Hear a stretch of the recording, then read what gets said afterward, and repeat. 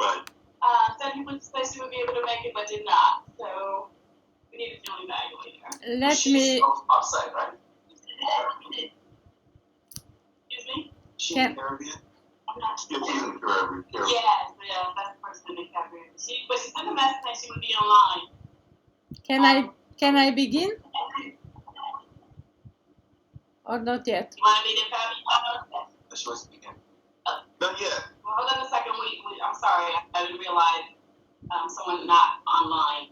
I was supposed to be in Julie bag later. Oh, sorry. Is there a timekeeper?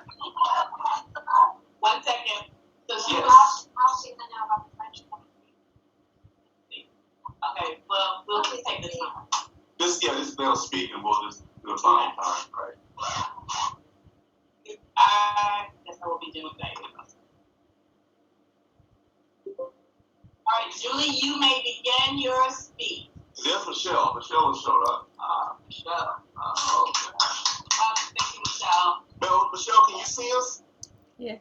Sure. No. You can see them or only me? Yeah, Oh, wait. Michelle can see us. For some reason, Julie, you can't see us. Well, you're right. Something is blocking me. I thought it was me. I can see Julie. Hi, Julie. There is something that's blocking my screen, but I think it's my problem. I think I clicked twice. Let me see if I can get out.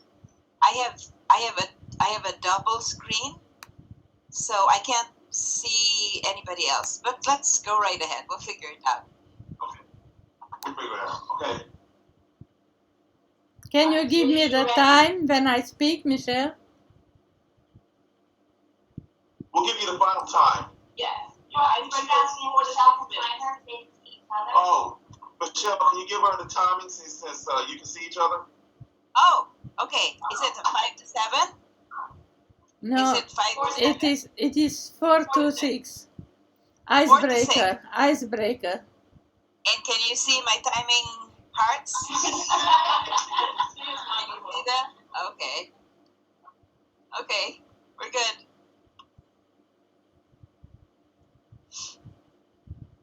Okay, we're waiting on you, Michelle. Julie. I can begin now? I can begin now?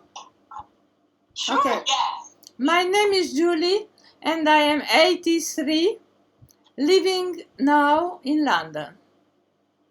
English is my fourth language, but it is a language of all my speech and it is a language of my 5 grandchildren.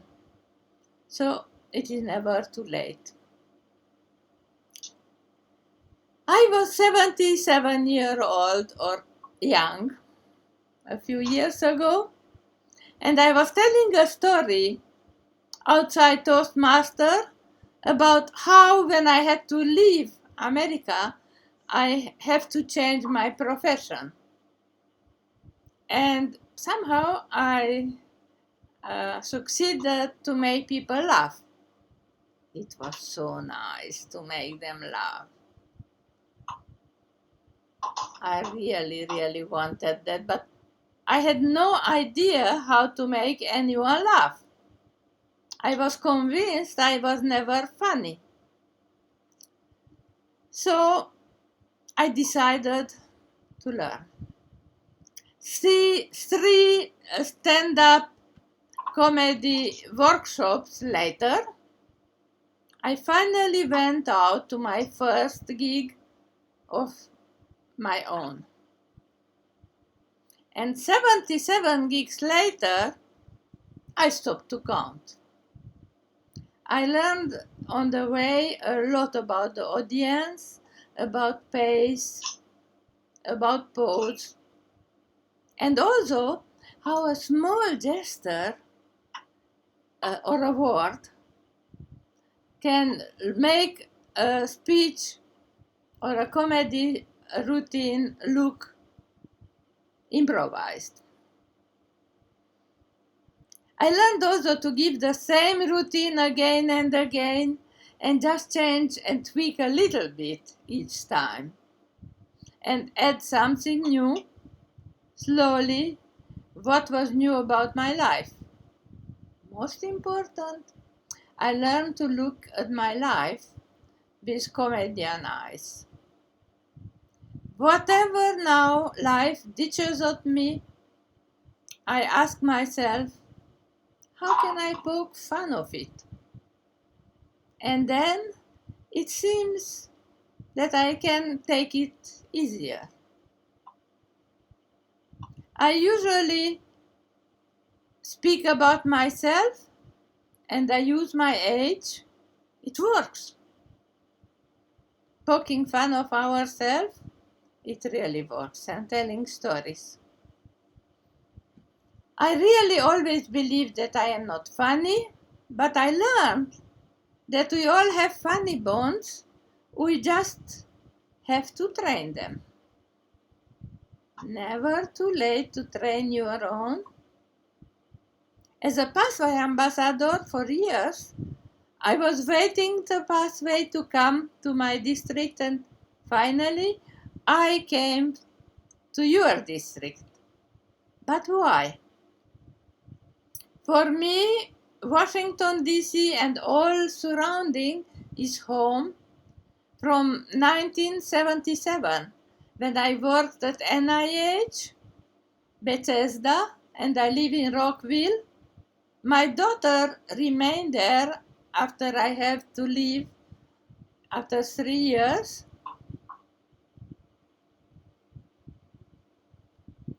But I went back and back and back again. So the icebreaker asked me, why did you come to Toastmaster?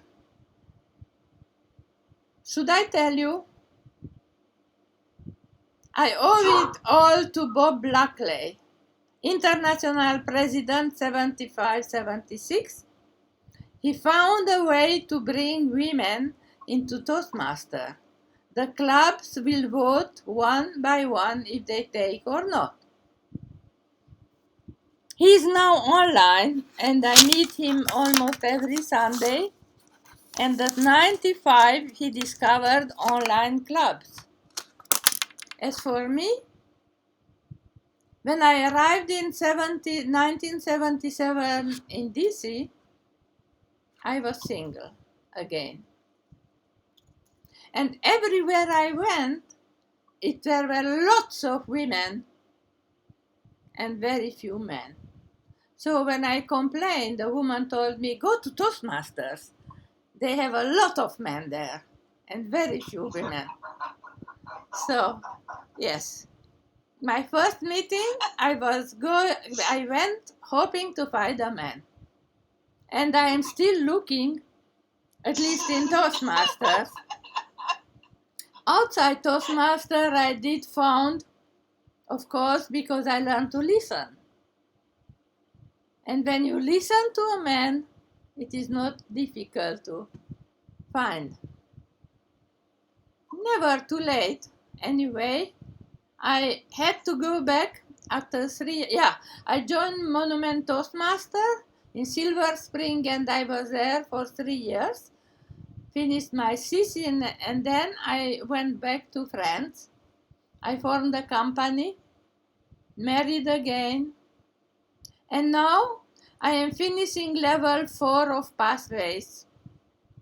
And I created a blog 50 days ago. It has now 50 notes and almost 4,000 visits. It is called Pathway Sexperience and blogspot.com. And I hope you will come and comment. It is never too late.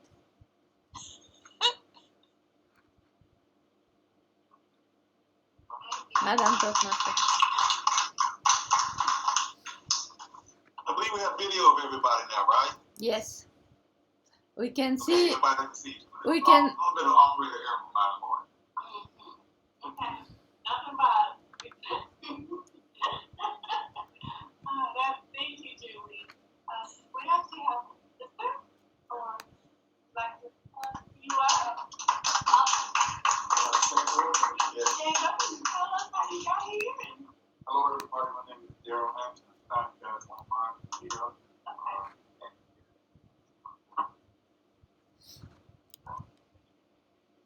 Thank you. We can go ahead and start table topic. Michelle, Michelle did not join us yes, yesterday. she's on there. Oh, okay.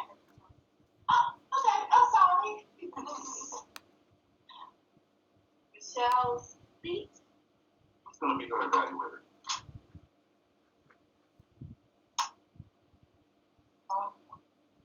She was evaluating Julie. Okay. Oh, you're Julie, right? So we'll be Well, but you are evaluating Michelle. Michelle. Okay, great. And it's, again, an icebreaker. Will the real Michelle please identify herself?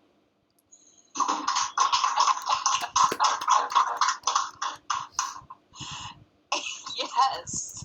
Will the real Michelle please identify herself? Because I don't know. I have been, I don't know what the word would be, accused, labeled, called very many different names throughout my life. And I sometimes when I'm with a group of people whom I feel comfortable with, and I know they won't call the shrink hospital, I say, well, actually, if you remember that old movie, The Many Faces of Eve, I'm like that. I've got multiple personalities. Occasionally, I see somebody's eyes go big, and I can see their brains are churning, and they're thinking, is she serious? Or is she just pulling her leg? And actually, if you'd ask me that question right now, I would say, I don't know. Because I don't know if I'm the only person. But I know in our club, in our 100% online club, I know I have another one at least, Misako, who also calls herself weird, where I told her I am the queen of weird. I go around and I have conversations in my head. People are talking to me.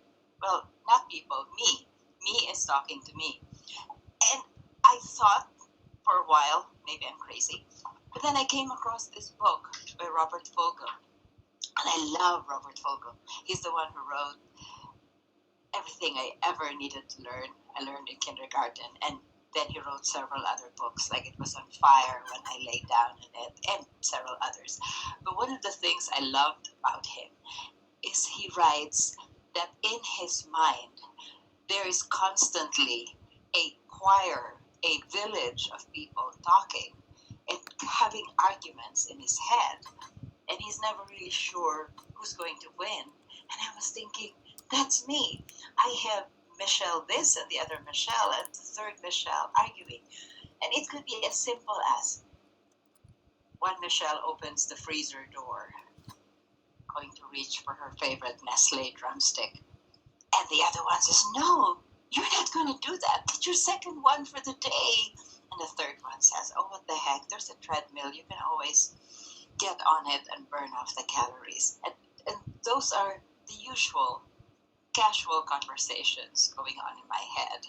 And I suspect that actually they're all me. They're just little faces, little facets of me. There's what I would consider the good Michelle. If you ever read Freud, that would be your alter. Is that your alter ego? I think that's your alter ego. The conscience, the parent in transactional analysis, the memories, the recordings of what you should, the shoulds and the oughtos, and the don'ts. If you're Catholic or Christian, the 10 Commandments, the things that you need to do. And that occasionally has a louder voice, but more often than not, it's the other Michelle. The one who's like, oh, but I don't want to do that. Oh, but I love Nestle ice cream. That's why I want to go to. That's why I buy them at Costco, because I get a big box and I don't have to worry about spending too much. I love ice cream. I've always loved ice cream. Who doesn't love ice cream? That is what Freud would call, Julie, watch out. What Freud would call I think he calls it the id. ID, it's it. And that's actually the part of you that succumbs to the more animal instincts. That's where the libido would also be. Sorry if we have any people below 18 years of age. But anyway, that is the part that is usually suppressed in civilized societies. You're not supposed to eat too much. You're not supposed to laugh too loud. You're not supposed to enjoy sex too much. You're supposed to be a good, well-behaved person.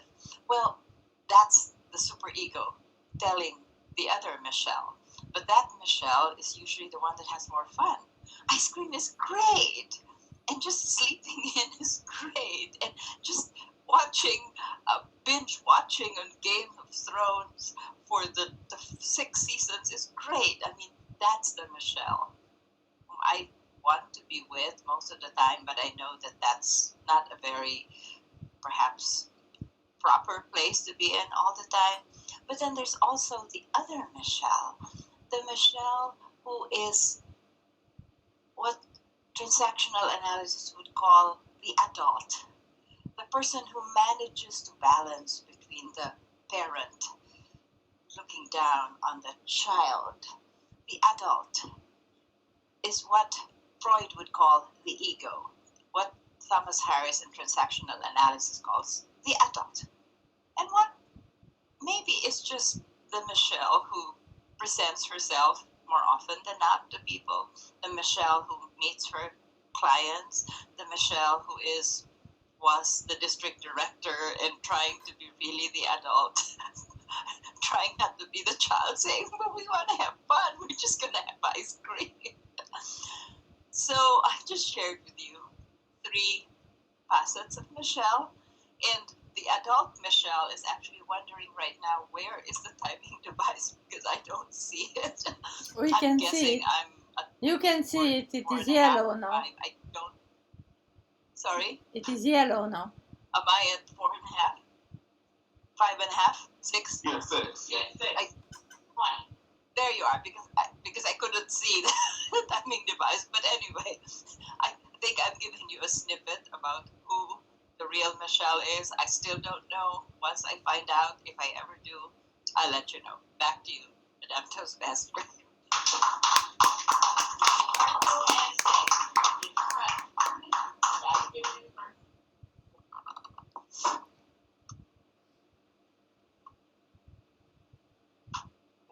The next part of our meeting is where everyone participates.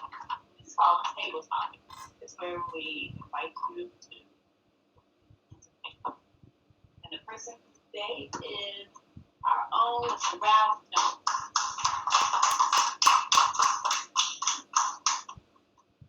Madam Toastmaster, fellow Toastmasters, honored guests, and everybody here. And we appreciate Michelle joining us from Oregon, and Julie joining us from UK, and Daryl joining us from wherever you're joining us from, Daryl.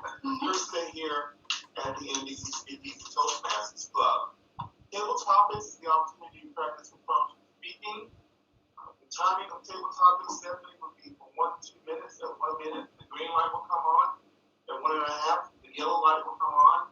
And in 2 minutes, the red, and you have a 30-second grace period to complete your presentation.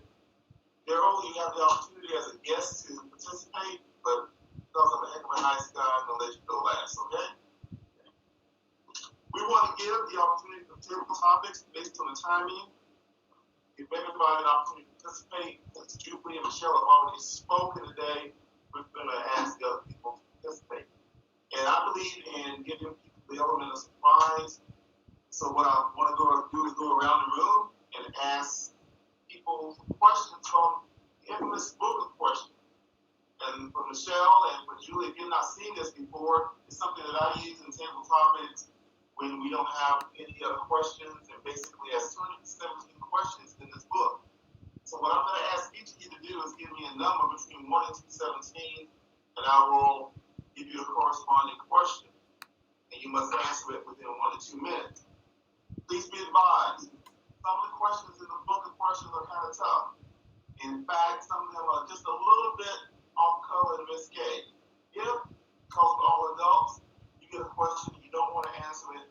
know, and I'll ask another question.